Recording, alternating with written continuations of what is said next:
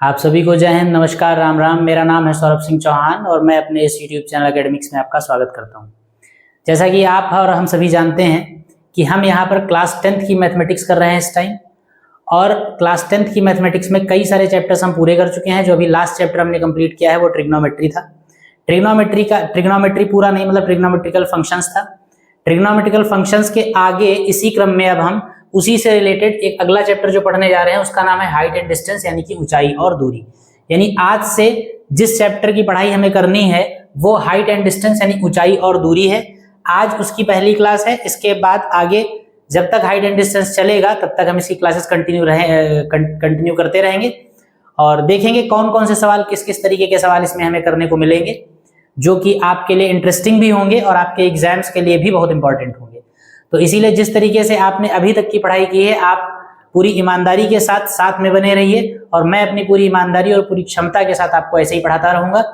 आइए height and distance की जो पहली क्लास है उसको हम शुरू करते हैं और देखते हैं कि क्या सवाल हमें मिलने वाले हैं।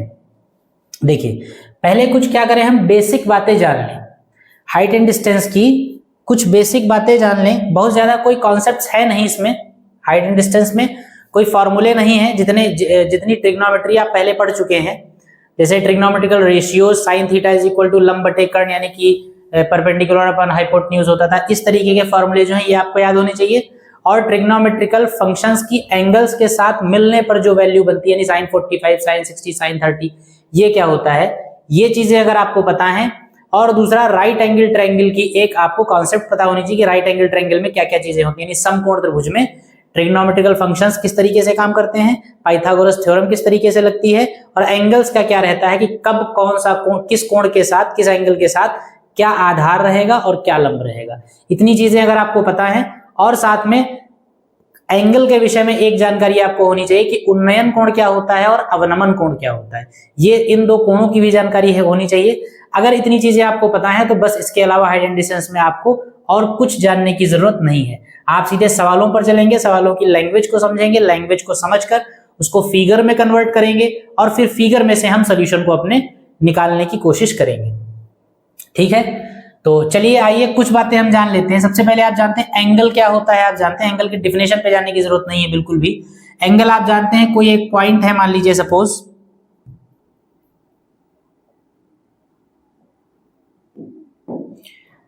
दैट कोई एक पॉइंट है,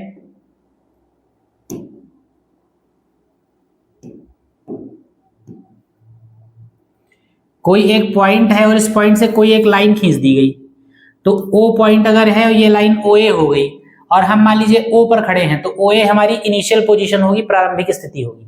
अब अगर हम A पर हम खड़े हैं और O को हमने फिक्स कर दिया, A से अगर हम किसी भी तरफ चलना चाहें, मूव करना चाहें O को फिक्स करके, और हम O से बंधे हुए हैं, तो जब हम O से बंधे हुए हैं यानी कि OA नाम की रस्सी से हम बंधे हैं, A पर हम खड़े हैं, A से अगर हम मूव करना चाहेंगे तो साथ में ये रस्सी भी चलेगी हमारे साथ।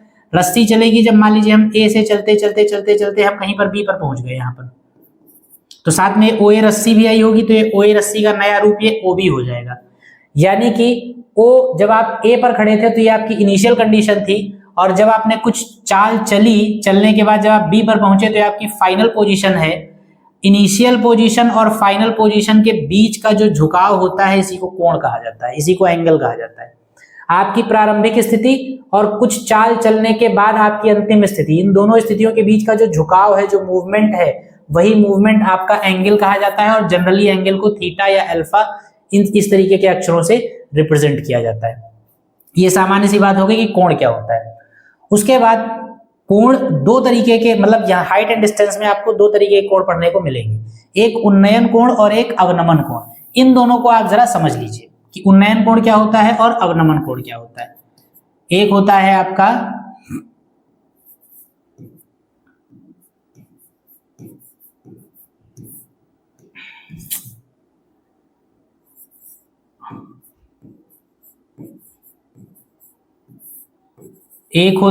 उन्नयन कोण और एक होता है अवनमन कोण। इन दोनों बातों को इन दोनों टर्म्स का यूज होगा सवालों में, इसलिए इनको समझना जरूरी है। आप ध्यान समझिए, अगर आप कहीं जमीन पर खड़े हो, भूमि पर, कहां भूमि पर हो, जमीन पर खड़े हो, यहां खड़े हैं और भूमि से किसी ऊपर वाली की चीज को देख रहे हो। भूमि, जमीन का मतलब क्या है कि आप नीचे से ऊपर देखें।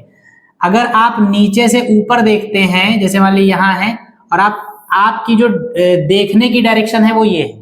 अगर आप नीचे से ऊपर की तरफ देखते हैं तो नीचे से ऊपर की तरफ देखने पर जो कोण बनेगा वो हमेशा क्या होगा, उन्नयन कोण होगा। और अगर आप कहीं ऊंचाई पर खड़े हैं और ऊंचाई पर खड़े होकर नीचे की किसी वस्तु को देखते हैं, यानी कि आप यहां कहीं खड़े हैं और आप यहां से इस किसी वस्तु को देख रहे हैं, तो आपके देखने की डायरेक्शन नीचे की तरफ अगर है तो समांतर रेखा और आपके देखने की डायरेक्शन के बीच का जो एंगल होगा उसको हम अवनमन कोण कहेंगे। बात क्लियर? यहां तक बात समझ में आई? देखिए, उन्नयन कोण और अवनमन कोण को इंग्लिश में क्या कहते हैं ये बात भी जाननी जरूरी है आपके लिए।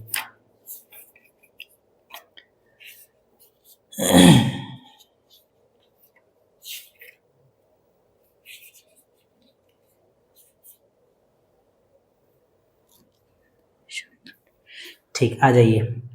देखिए, उन्नयन कोण को कहते हैं angle of elevation. Angle of elevation. और अवनमन कोण को कहते हैं एंगल ऑफ डिप्रेशन। ठीक है, एंगल ऑफ एलिवेशन और एंगल ऑफ डिप्रेशन। नीचे से ऊपर की तरफ अगर आप देखेंगे तो उन्नयन कोण बनेगा, ऊपर से नीचे की तरफ अगर आप देखेंगे तो अवनमन कोण बनेगा। बस इन दो कोणों को आप ध्यान रखिए और उसके बाद सीधे आप सवालों पे आ जाइए। कोई फॉर्मूला, कोई कॉन्सेप्ट, कुछ ऐसा नहीं है हाइट एंड डिस्टेंस में जो आपको समझाना पड़े। ठीक है, चलिए हम सबसे पहले चलते हैं पहले सवाल पे, देखते हैं क्या कह रहा है पहला क्वेश्चन। शुरुआत में ये पहला सवाल जो आपका है ये ऑब्जेक्टिव टाइप का इसको बना के दिया गया है कि एक सवाल आपको दे रखा है और उसके 4 आंसर्स दे रखे हैं, आपको बताना है कि इस स्टेटमेंट के हिसाब से कौन सा ऑप्शन ठीक रहेगा। तो हम पढ़ते हैं सवाल पहले। क्वेश्चन कह रहा है कि जिस समय सूर्य का उन्नयन कोण 45 डिग्री था तो एक मीनार की परछाई उस मीनार की लंबाई से बराबर होगी या अधिक होगी या कम होगी या इनमें से कोई नहीं। सवाल क्या कह रहा है? अगर सूर्य का उन्नयन कोण मतलब नीचे से कोई सूर्य को देख रहा है, सूर्य का उन्नयन कोण उस टाइम 45 डिग्री आ रहा है। सूर्य का उन्नयन कोण कितना आ रहा है? 45 डिग्री है। अगर सूर्य का उन्नयन कोण 45 डिग्री है तो उस समय मीनार की जो परछाई होगी, मतलब कोई भी मीनार, कोई भी चीज अगर जमीन पे खड़ी हो और सूर्य का उन्नयन कोण उस टाइम 45 डिग्री हो, तो जिस समय सूर्य का उन्नयन कोण यानी कि एंगल ऑफ एलिवेशन 45 डिग्री होगा, उस टाइम किसी भी मीनार, किसी भी स्तंभ, किसी भी वस्तु की जो परछाई होगी, उस वस्तु की लंबाई और उस वस्तु की परछाई की लंबाई में, यानी वस्तु की जो लंबाई होगी और शैडो की उसकी जो लंबाई होगी, उसमें क्या रिलेशन होगा? 45 डिग्री एंगल ऑफ एलिवेशन अगर है तो वस्तु की लंबाई और शैडो की लंबाई आपस में बराबर होंगी या कम ज्यादा होंगी। जैसी भी होंगी आप सॉल्व करके ठीक ऑप्शन चूज करिए। तो आइए देखिए किस तरीके से लगाते हैं इस सवाल को। सॉल्व करेंगे आप, ऑब्जेक्टिव टाइप है लेकिन आपको थोड़ा सा सॉल्व करना पड़ेगा। शुरुआती सवाल है तो आपको इसलिए सॉल्व करना पड़ेगा। जब आप हाइट एंड डिस्टेंस पूरी पढ़ ले जाएंगे, आधी पढ़ ले जाएंगे, फिर आप ऐसे सवालों का ओरल जवाब दे देंगे। देखिए, सूर्य, जैसे मान लीजिए सूर्य है,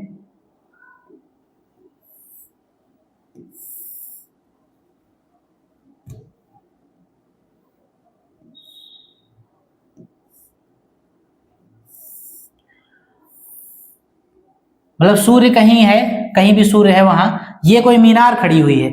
मीनार से मतलब जो सूर्य का जो उन्नयन कोण है वो 45 डिग्री दे रखा है। ये ए, बी और सी मान लीजिए, बीसी मीनार है। बीसी मान लीजिए मीनार है जिसकी हाइट आपने मान ली कितनी, एच है। बीसी एक मीनार है और ए से सूर्य को देखने पर, सूर्य कहीं है, उसका एंगल जो है मीनार से होता हुआ 45 डिग्री आपको प्रतीत होता है। तो आपको बताना है अगर 45 डिग्री एंगल है सूर्य का तो मीनार की जो परछाई होगी, देखिए मीनार अगर बीसी है तो इसकी परछाई क्या होगी, ए बी। भाई मीनार अगर बीसी है तो इसकी परछाई क्या होगी, ए बी।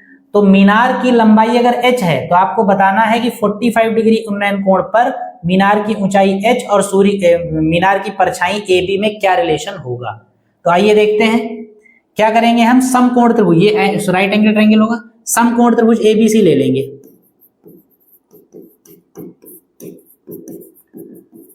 समकोण त्रिभुज एबीसी में। ध्यान रखिएगा, समकोण त्रिभुज एबीसी, जब भी आप ऐसे ट्रिग्नोमेट्रिकल फिगर्स बनाएंगे जिसमें ट्रायंगल्स बनेंगे, ट्रायंगल्स में हमेशा आपको राइट एंगल ट्रायंगल जो भी बना होगा वो लेना होगा, उसमें किसी ना किसी ट्रिग्नोमेट्रिकल रेशियो की वैल्यू निकालनी होगी, यानी किसी ना किसी त्रिकोणमिति अनुपात की वैल्यू निकालनी होगी। अनुपात का मतलब साइन थीटा बराबर साइन लेना होगा या कॉस लेना होगा या tan लेना होगा या कोई भी लेना होगा। क्या लेना है ये इस बात पर डिपेंड करेगा कि आपको क्या वैल्यू दे रखी है और क्या वैल्यू निकालनी है। जो वैल्यू आपके पास है और जो वैल्यू आपको निकालनी है, उन दोनों वैल्यूज में जो रेशियो रिलेशन बताता हो, एक चीज आपको दे रखी होगी और एक चीज आपको निकालनी होगी, जो दिया है और जो निकालना है, उनमें संबंध जो भी ट्रिग्नोमेट्रिकल रेशियो बनाता हो वही ट्रिग्नोमेट्रिकल रेशियो आप यहां पर यूज करेंगे। जैसे मान लीजिए आपको लंब दिया है और कर्ण निकालना है, तो लंब और कर्ण का रिलेशन जिस ट्रिग्नोमेट्रिकल फंक्शन में होगा वही हम यूज करेंगे। लंब कर्ण का रिलेशन साइन में है तो हम साइन थीटा बराबर लिखेंगे। अगर मान लीजिए आपको आधार और कर्ण, मतलब आधार दिया है कर्ण निकालना है या कर्ण दिया है आधार निकालना है, तो आधार और कर्ण में संबंध कॉस बताता है तो हम कॉस थीटा लेंगे। इसी तरीके से अगर आपको लंब और आधार में रिलेशन है, मान लीजिए लंब दिया है आधार निकालना है या आधार दिया है लंब निकालना है, तो ऐसी स्थिति में आप लंब और आधार यानी परपेंडिकुलर और बेस में जो भी ट्रिग्नोमेट्रिकल फंक्शन रिलेशन बताता है वो आप यूज करेंगे, तो tan यूज करेंगे। यहां पर देखिए हमको मीनार की लंबाई और मीनार की परछाई में संबंध बताना है, मीनार की परछाई और मीनार की लंबाई।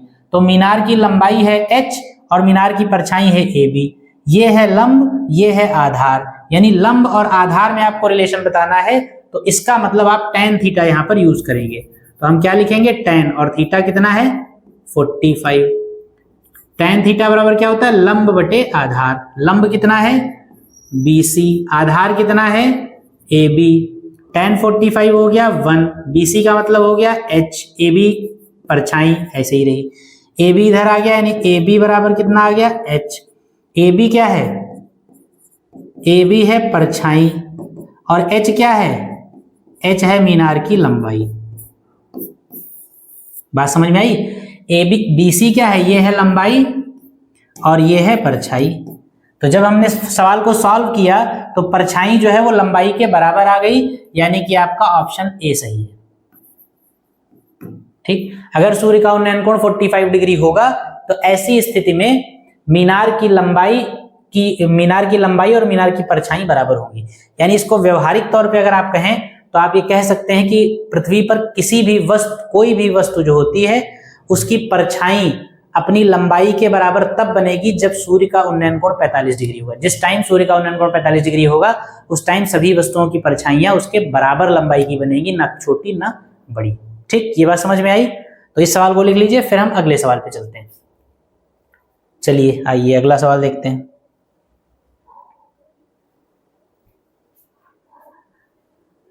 अगला सवाल क्या कहता है,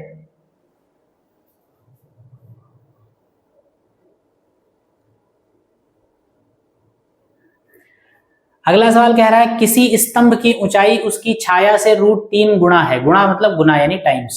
सूर्य के उन्नयन कोण का मान ज्ञात कीजिए। अभी आपको उन्नयन कोण दे रखा था और परछाई और लंबाई में संबंध निकालना था। इस बार देखिए ऊंचाई यानी कि लंबाई और छाया यानी कि परछाई, इनमें रिलेशन दे रखा है और उन्नयन कोण निकालना है। सवाल को समझिएगा, वैरायटी सवालों में कैसी होती है ये आप समझने की कोशिश करिएगा। The height of a pillar is √3 times of its shadow. The value of the angle of elevation of the sun will be, कितना होगा। अगर किसी स्तंभ की ऊंचाई और उसकी स्तंभ की परछाई दोनों में संबंध जो दे रखा है वो √3 का दे रखा है, √3 गुने का, तो उन्नयन कोण क्या होगा ये आप बताइए। तो आइए देखते हैं किस तरीके से करेंगे। फिर से चित्र बनाएंगे, एक स्तंभ बनाएंगे, ये रहा स्तंभ और इस स्तंभ की कुछ परछाई होगी, तो ये रही परछाई। अब और उसके बाद ये एक एंगल होगा स्तंभ का। उन्नयन कोण कितना है यही हमको निकालना है, तो उन्नयन कोण कितना है ये हमने मान लिया थीटा। नाम इसका रख लीजिए ए, बी और सी। ये है BC जो है ये आपकी है ऊंचाई और AB जो है ये आपकी है परछाई यानी कि छाया।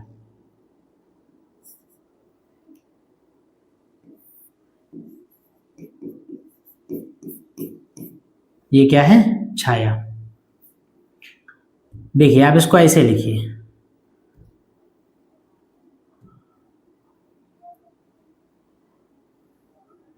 इसको आप h मान लीजिए, जो ऊंचाई है उसे आप h मान लीजिए और जो छाया है उसे आप क्या मान लीजिए, x मान लीजिए। तो बार बार वो हिंदी में पूरा लिखना नहीं पड़ेगा, परछाई और छाया, ये बात लिखेंगे यहां पर। लिखेंगे माना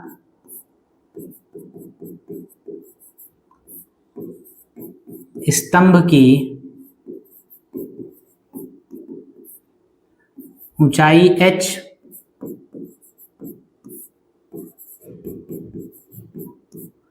तथा छाया x है,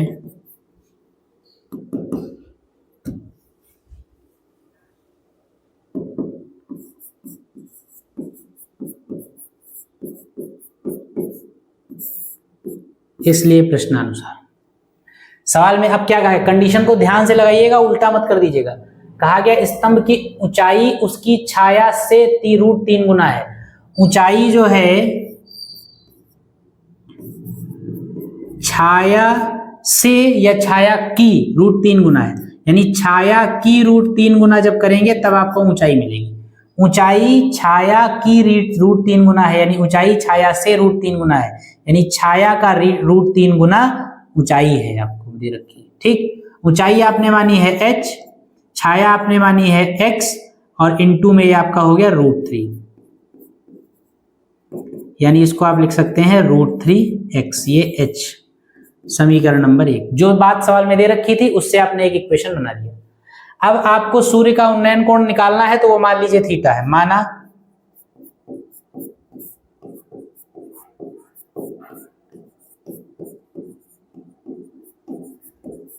माना सूर्य का उन्नयन कोण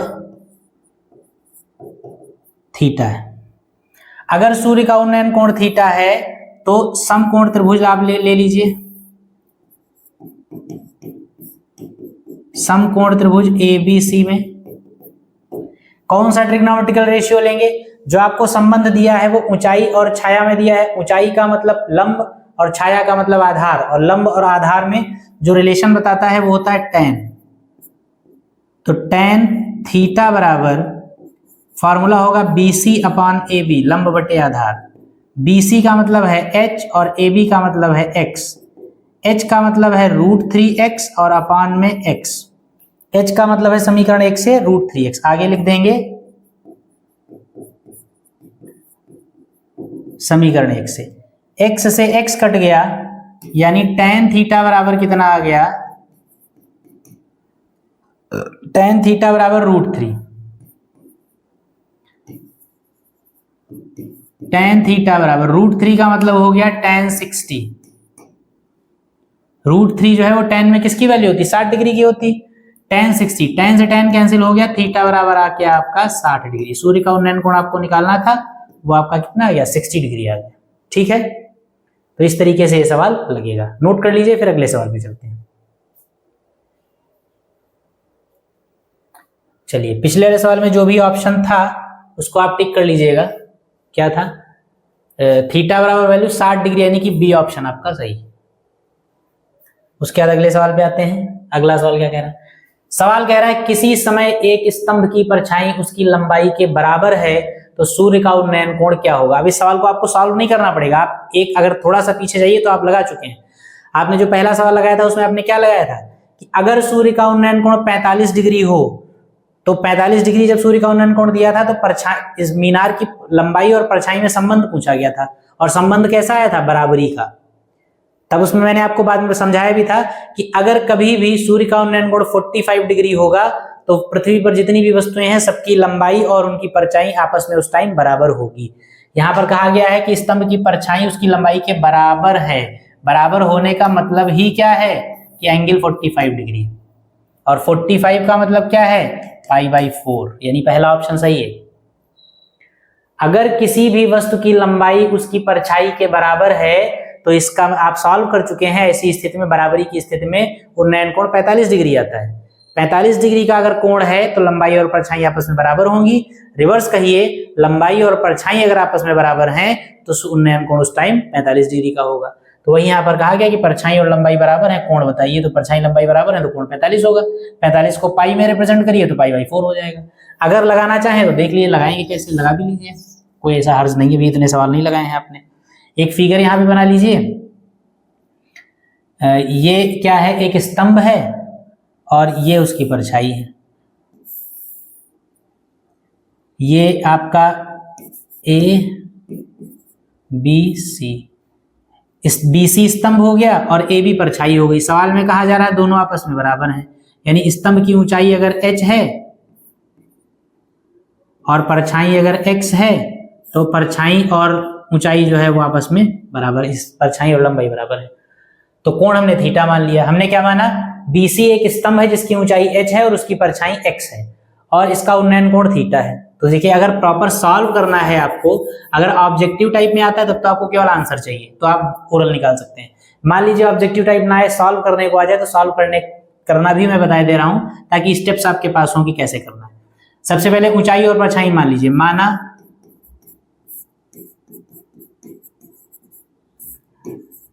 स्तंभ की ऊंचाई h तथा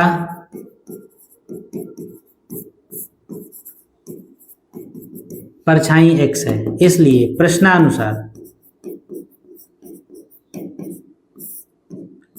प्रश्न क्या कह रहा है, h और x आपस में बराबर होंगे। प्रश्न कह रहा है ऊंचाई यानी लंबाई और परछाई, स्तंभ की लंबाई या ऊंचाई कुछ भी कहिए, h और x आपस में बराबर होंगे, ये सवाल कह रहा है।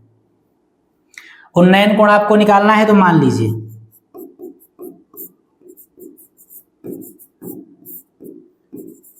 माना सूर्य का उन्नयन कोण थीटा है। अगर उन्नयन कोण थीटा है तो tan थीटा आप लेंगे क्योंकि लंब और आधार में संबंध दिया है। tan थीटा आपका कितना हो जाएगा, BC अपॉन AB। BC आपका h होगा, AB आपका x होगा।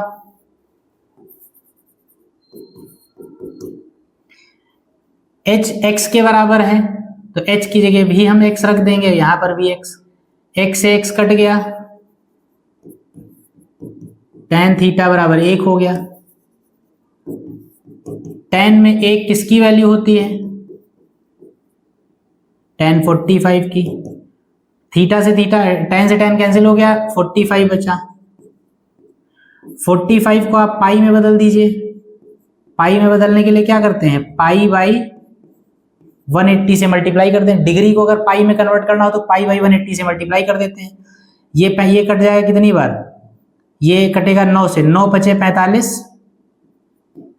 और 9 दूनी 18 और ये 5 से फिर कटेगा, 5 एकम 5 और 5 चक्कू 20, यानी थीटा की वैल्यू जो आ जाएगी ये आपकी आ जाएगी पाई बाई 4 यानी 45 डिग्री। तो आपका पहला ऑप्शन सही हो जाएगा। इस तरीके से इस सवाल को लगा भी सकते हैं। अगर ऑब्जेक्टिव टाइप आए तो आप ओरली इसका आंसर निकाल सकते हैं। ठीक है, इसको लिख लीजिए, फिर हम अगले सवाल पे चलते हैं। आइए देखते हैं अगला सवाल क्या कह रहा है।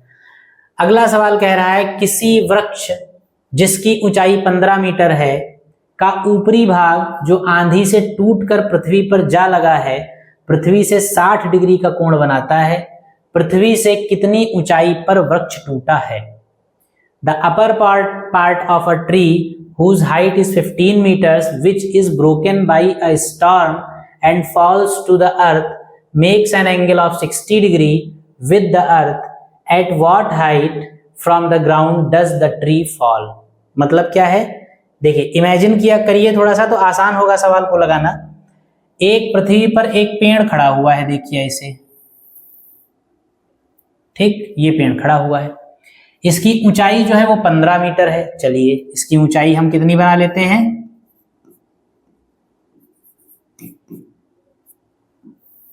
ये 15 मीटर है। नाम इसका रख देते हैं P और Q। पृथ्वी है तो ये पृथ्वी बना दीजिए,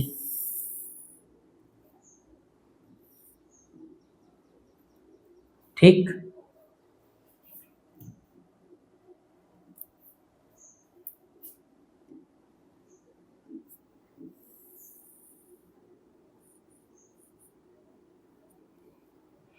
ये PQ पेड़ खड़ा हुआ है जिसकी ऊंचाई 15 मीटर है। अब उसके बाद कहा गया आंधी आई और आंधी से पेड़ का ऊपर का हिस्सा टूटकर जमीन पर आ लगा।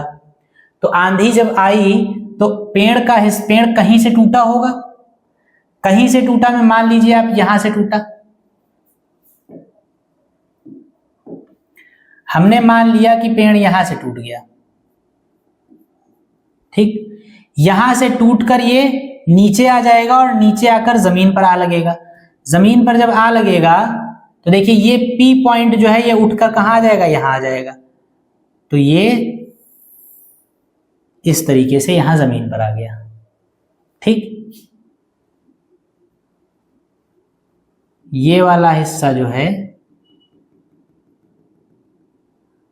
यही हिस्सा टूटकर नीचे आ गया और नीचे आकर जब ये पृथ्वी से लगता है तो उस टाइम ये एंगल जो बनाता है वो 60 डिग्री का बनाता है, ये सवाल कह रहा है। कहा गया एक 15 मीटर ऊंचा पेड़ है जिसका ऊपरी भाग आंधी से टूटा। ये 15 मीटर ऊंचा पेड़ है, इसका ऊपरी भाग आंधी से टूटा और आंधी से टूटकर ये आया जमीन पर लग गया और जब ये जमीन पर लगा तो इसने पृथ्वी से 60 डिग्री का कोण बनाया, तो 60 डिग्री का कोण बना लिया गया। तो आपसे सवाल पूछा गया कि पृथ्वी से कितनी ऊंचाई पर से टूटा। तो देखिए यहां पर से टूटा है, इस पॉइंट को आप कुछ मान लीजिए PQ, ये आपने R मान लिया, इसको A मान लीजिए। पूरा पेड़ PQ था, पॉइंट A पर से टूटा है। आपसे कहा गया पृथ्वी से कितनी ऊंचाई पर से टूटा, यानी यहां से पेड़ लगा है और A से टूटा है। आपसे जहां पर से टूटा है उस बिंदु की पृथ्वी से ऊंचाई पूछी गई है। ये तो पूछा गया है कि पेड़ पृथ्वी से कितनी ऊंचाई पर से टूटा, तो पृथ्वी Q पर है और पेड़ टूटा है A से, तो यानी Q से A तक की ऊंचाई आपसे पूछी गई है। तो इसी ऊंचाई को आप H मान लेंगे। इस ऊंचाई को आप क्या मान लीजिए, इस ऊंचाई को आप मान लीजिए H। यही H आपको निकालना है। ध्यान देने वाली बात यह है कि ये डिस्टेंस जितना होगा उतना ही ये होगा, क्योंकि ये जो आपका AR है ये वही हिस्सा तो जो है जो टूट कर आया है नीचे। आपका AP हिस्सा टूटा और A पर घूमा और घूमकर आया R पर टिक गया, यानी AP और AR दोनों सेम चीजें हैं। जो ऊपर AP से टूटा था, जो AP टूट कर आया वही आपका पृथ्वी पर आके लगा, यानी AP जो है वही AR है। तो AP और AR बराबर है। हमसे कितनी ऊंचाई से पेड़ टूटा है पूछा गया, तो हमने कितनी ऊंचाई पर मान लिया कि पृथ्वी से H ऊंचाई पर जो बिंदु A है वहां से पेड़ टूटा है, तो Q से A तक की डिस्टेंस H हो जाएगी। Q से P तक की डिस्टेंस यानी पेड़ की ऊंचाई 15 मीटर थी, उसमें से ये वाली आपने H मान ली है, तो इसका मतलब ऊपर वाली कितनी बचेगी, ऊपर वाली आपकी बचेगी 15 माइनस H। बात यहां तक समझ में आई। और आप जानते हैं कि जो ऊपर वाली बची है यही टूटकर नीचे आई है, तो जब यही टूटकर नीचे आई है तो AP अगर 15 माइनस H है तो AR भी आपका कितना होगा, 15 माइनस H ही तो होगा, क्योंकि ये वही हिस्सा तो जो है जो टूट के आया है ऊपर से, ठीक। तो अब आपको इस पूरे सवाल में H निकालना है। ये आपका फिगर हो गया सवाल का। यहां तक बात समझ में आई। इसको एक बार और आप रिपीट करके देखिएगा तो बात क्लियर हो जाएगी। अब आइए चलते हैं सवाल पे। जो जो हमने वहां पर किया है वो सारी बातें हम यहां पर लिखेंगे। देखिए कैसे किया जाएगा।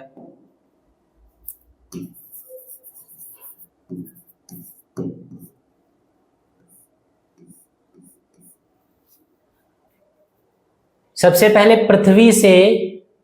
पहले मानेंगे माना PQ वृक्ष है,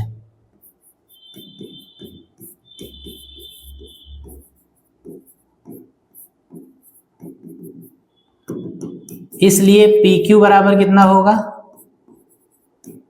15 मीटर वृक्ष की ऊंचाई।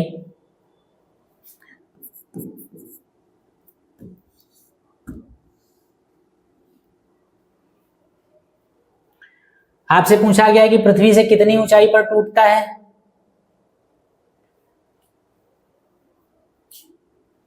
तो क्या लिखेंगे, माना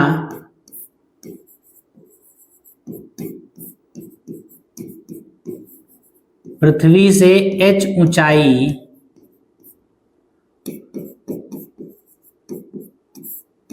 पर स्थित किसी बिंदु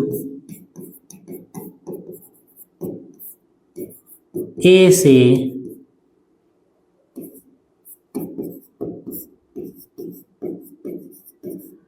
पेड़ टूटकर पृथ्वी के जितना उसमें बनाया वही लिखना है। पृथ्वी के किसी बिंदु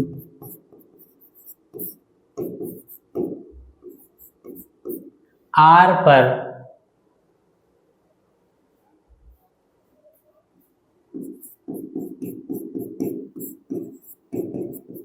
लगता है। इसका मतलब ए क्यू बराबर कितना होगा, जितनी बातें आप लिखते जाइए। अगर क्यू पृथ्वी से h ऊंचाई पर से किसी बिंदु से पेड़ टूटता है, जो बिंदु ए है, तो क्यू से ए तक की ऊंचाई अपने कितनी मान ली, h। इसका मतलब ए क्यू या क्यू ए जो है वो कितना होगा, h। और अगर ए क्यू एच होगा तो इसका मतलब एपी कितना होगा, टोटल है 15 और उसमें से h घट जाएगा, या ऐसे लिख लीजिए। एपी का मतलब क्या होगा, पी क्यू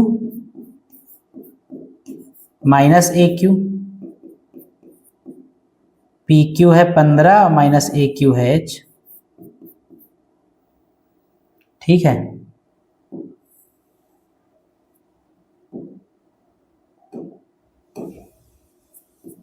एपी की वैल्यू आपकी आ गई। और ये आप जानते हैं क्योंकि वृक्ष का एपी हिस्सा, ऐसे लिखेंगे, क्योंकि वृक्ष का एपी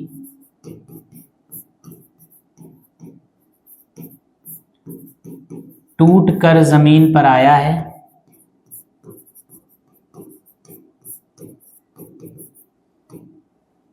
इसलिए एपी जो होगा वो ए आर के बराबर होगा। मतलब एपी और ए आर सेम होंगे, और एपी और ए आर सेम होंगे तो ए आर कितना होगा, एपी कितना है, इसलिए ऐसे लिखेंगे आप। इसलिए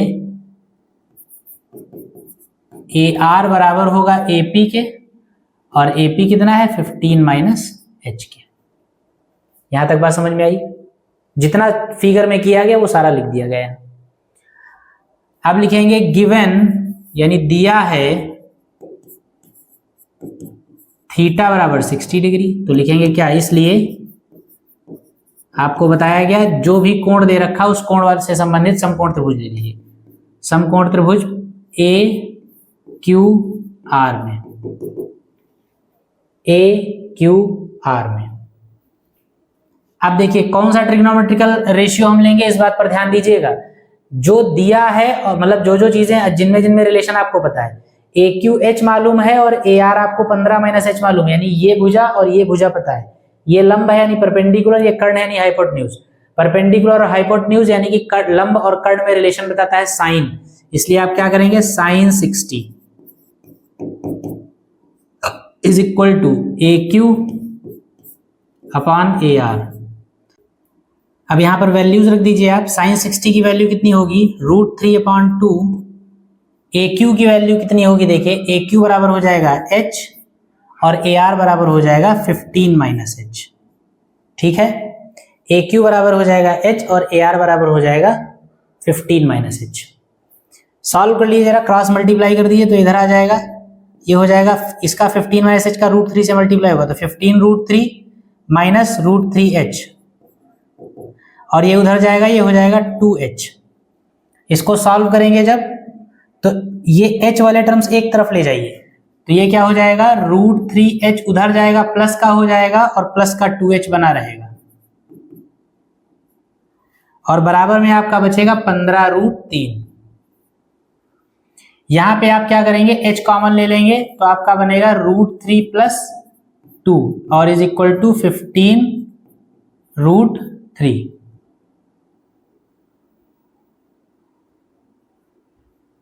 ठीक है, √3 + 2 को अपान में भेज देंगे तो h बराबर 15√3 अपान √3 + 2 ऐसा हो जाएगा। √3 + 2 से आप मल्टीप्लाई डिवाइड कर, √3 - 2 से सॉरी मल्टीप्लाई डिवाइड कर दीजिए आप, तो 15√3 और ये हो जाएगा √3 - 2 और अपान √3 + 2 और इंटू √3 - 2, क्योंकि जब नीचे रूट होता है तो संयुग्मी से गुणा भाग यानी कॉन्जुगेट से मल्टीप्लाई और डिवाइड किया जाता है। h बराबर हो जाएगा, ये √3 और √3 का गुणा 3 होगा, 3 का 15 से गुणा होगा 45 हो जाएगा, माइनस का 15 दूनी 30 √3 और बटे में a plus B A minus B यानी कि A square minus B square, फिर नेगेटिव हो जाएगा। चलिए देखते हैं, h बराबर 45 माइनस 30, यहाँ पे √3 की वैल्यू रख दीजिए 1.732 अपॉन ये हो जाएगा 3 और ये हो जाएगा 4। इसको इधर सॉल्व कर लेते हैं।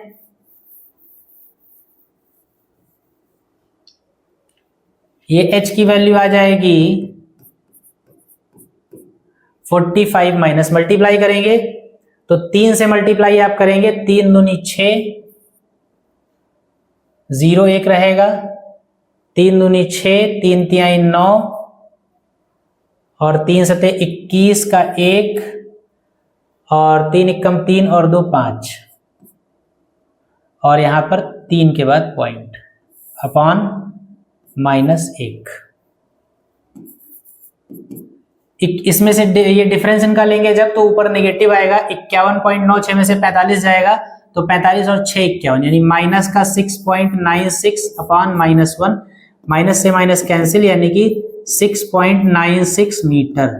यानी पेड़ कहां से टूटेगा, h ऊंचाई से टूटेगा हमने माना था, तो इसका मतलब 6.96 मीटर ऊपर से पेड़ टूटकर जमीन पर आएगा। इस तरीके से ये सवाल लगेगा। अच्छा सवाल था, इंपॉर्टेंट क्वेश्चन है, तो इसको आप नोट करिए और फिर नेक्स्ट क्वेश्चन देखें हम लोग। एक सवाल और देख लें, फिर इस क्लास को यहीं पर रोकेंगे। देखिए एक सवाल दे रखा है, 1.5 मीटर लंबा एक निरीक्षक 30 मीटर ऊंची मीनार से 28 मीटर दूर खड़ा है, उसकी आंख से मीनार के शीर्ष बिंदु का उन्नयन कोण बताइए। अच्छा चलिए आइए देखते हैं। 1.5 मीटर ऊंचा एक निरीक्षक में, यानी कोई व्यक्ति मान लीजिए है, ये है 1.5 मीटर ऊंचा एक निरीक्षक, ये निरीक्षक है तो ये इसकी आंख है, यहां पे जमीन में खड़ा, ये जमीन में खड़ा है। निरीक्षक 30 मीटर ऊंची मीनार से जो 28 मीटर की दूरी पर खड़ा है। 30 मीटर ऊंची मीनार है एक,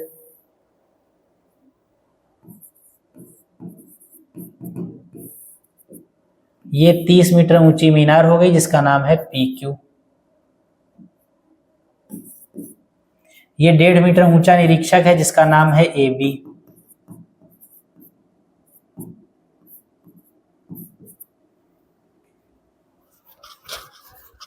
ऊंची मीनार से 28 मीटर दूर खड़ा है। मीनार और निरीक्षक के बीच की डिस्टेंस जो है वो 28 मीटर दे रखा है।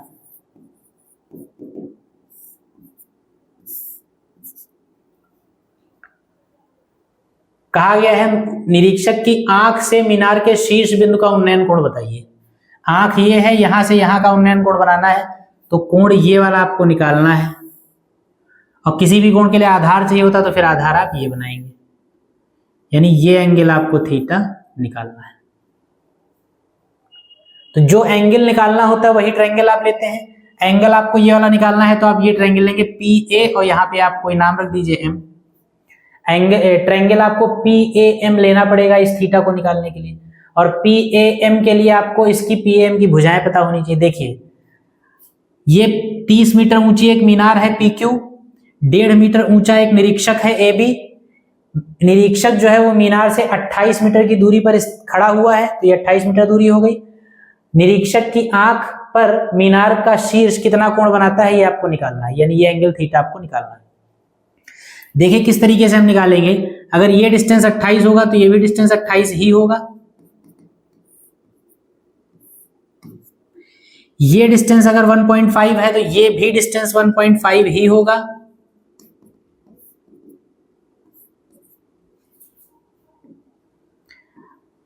और अगर ये 1.5 है, पूरा 30 है, तो ये ऊपर वाला कितना हो जाएगा 30 माइनस 1.5,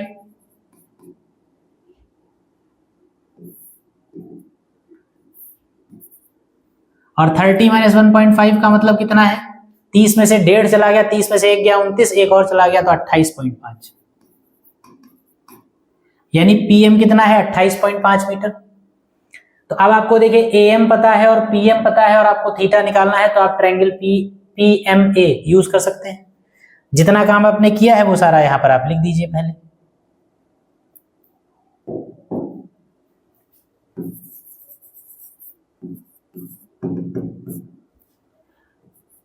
लिखेंगे माना एबी निरीक्षक तथा पीक्यू मीनार है, इसलिए AB बराबर कितना हो जाएगा 1.5 मीटर और PQ यानी कि मीनार कितनी हो जाएगी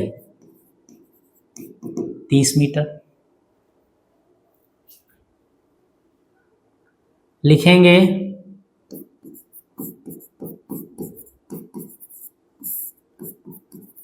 निरीक्षक तथा मीनार के बीच की दूरी BQ बराबर कितनी दे रखी है सवाल में 28 मीटर। तो आप लिखेंगे चित्रानुसार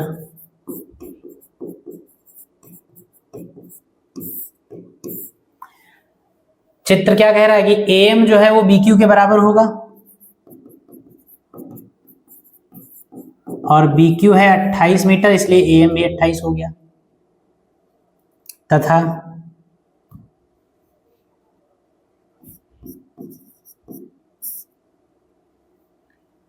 AB जो है वो QM के बराबर होगा। उल्टा लिखिए QM जो है वो AB के बराबर होगा।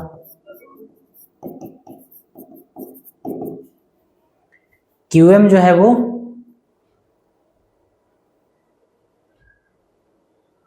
AB के बराबर होगा। तो QM अगर AB के बराबर होगा तो ये कितना होगा 1.5 मीटर। अगर QM 1.5 मीटर है तो PM कितना हो जाएगा, इसलिए PM बराबर हो जाएगा PQ माइनस QM। PQ है 30 और ये है 1.5, यानी ये हो गया आपका 28.5 मीटर। तो अब आइए समकोण त्रिभुज ले लेते हैं PMA, क्योंकि हमको थीटा निकालना है और थीटा निकालने के लिए हमको देखिए ये PMA ट्रायंगल लेना पड़ेगा और PMA में हमको PM की वैल्यू मालूम है और AM की वैल्यू मालूम है। इसलिए हम क्या करेंगे समकोण त्रिभुज PMA में, क्योंकि आपको PM पता है और AM पता है, PM लंब है AM आधार है, लंब और आधार में रिलेशन tan बताता है, तो इसलिए हम tan थीटा यूज करेंगे। tan थीटा बराबर PM अपॉन AM। वैल्यू रख देंगे, PM की वैल्यू है 28.5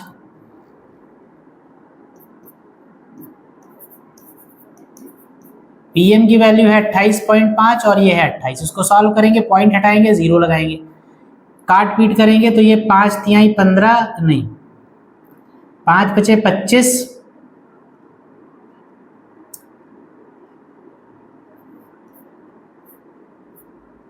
ये हो जाएगा 5 बचे 25, 5 सते 35 और ये हो जाएगा 5 बचे 25, 5 छक्का 30, यानी ये 57/56 आएगा।